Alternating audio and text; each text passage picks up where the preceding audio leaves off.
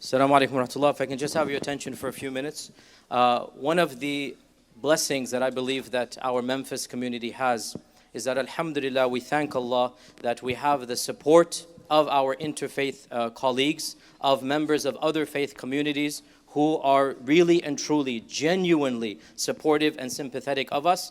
And as soon as we heard of this news, immediately Pastor Steve Stone and also Rabbi Micah Greenstein, the both of them, not only did they send their support, but they showed up here for Jumu'ah to show that they are genuinely with us in this tragedy. And I wanted to call the both of them here and just offer them some words as well. I want to say that we really and truly appreciate the love and the joy and the spirit that the both of you have shown, and you demonstrate for us what it really means to be people of faith.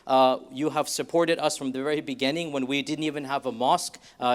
Pastor Steve and his church allowed us to pray. Rabbi Micah, as soon as I moved to the city, he reached out to me. We've been very good friends since that time, and really and truly we have been humbled and honored by the genuine love and support that you and your faith communities have shown. This is what it means to work together for a better civic society, and we pray, we truly pray as Memphians, as Americans, as people of faith, of Abrahamic religions, that our hearts remain united. There might be differences theologically, but those theological differences should not lead to hatred. It shouldn't lead to xenophobia. The fact of the matter is what we have in common is much, much more than what we disagree about, and that's why we're so honored and happy that both the pastor and the rabbi have expressed their support, and I want to give you some words as well to say.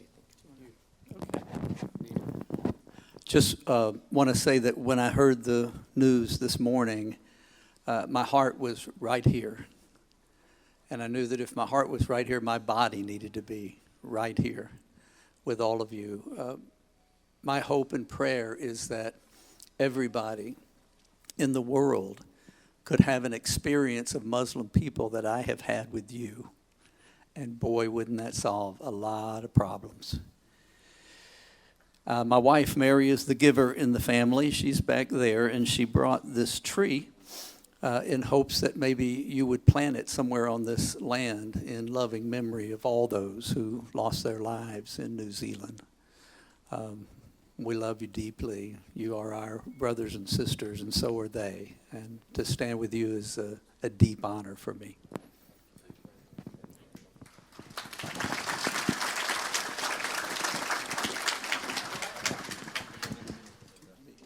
Assalamu alaikum.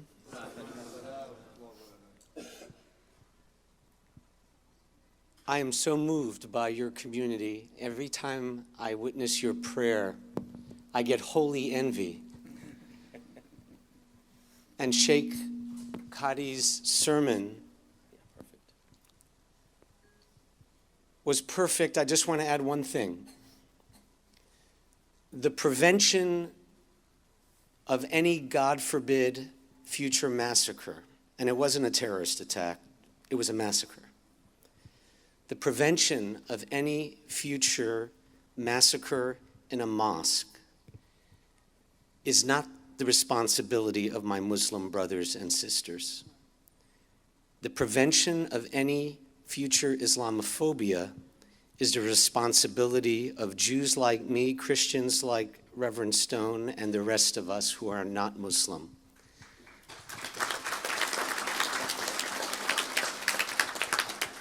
I honestly did not come here to speak. Sheikh Qadi said I was supposed to. I want to share with you a story, though.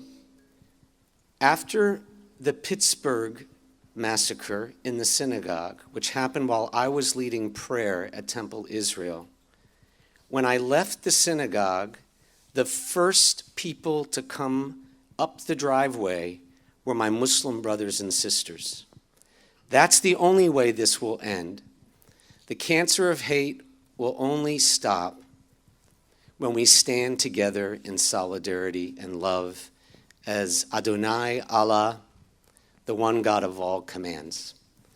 Our hearts are with you. Our hearts ache. Please know you are not alone. We are with you, brothers and sisters. Thank you very much.